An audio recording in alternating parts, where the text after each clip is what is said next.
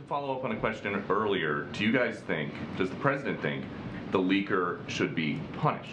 Again, that's up for the Department of Justice and others to determine. What our focus is on is not getting our distracted or our eye off the ball of what is most important to people across the country here, which is not the leak and the story of the leak. It is the fact that women's health care is at risk for millions of people across this country. The president said today, what happens if you have states change the law saying that children who are LGBTQ can't be in classrooms with other children? What is he talking about?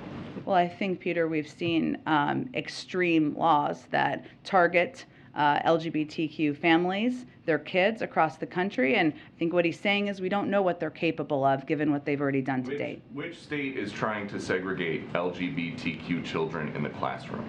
Well, I think we've seen laws that are incredibly discriminatory. That's what the president's referring to, and the fact that he doesn't know what additional steps could be taken by extreme wings of the party that would rather divide rather than work on issues that the American people actually are focused on and actually impacting them. So another one about abortion.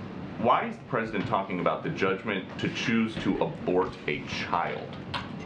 Well, the president's view on a woman's right to make choices about her own health care is well known, well documented, well stated. He said abort a child. I understand, Peter, but what I'm telling you is what his position is. And how can you guys say this is not a political issue when the president's statement about this talked about getting pro-choice officials elected?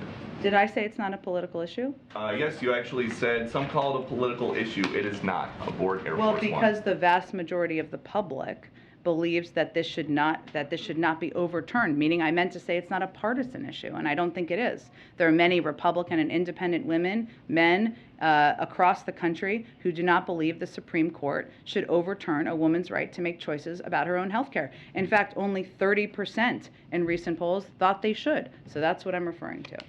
Go ahead.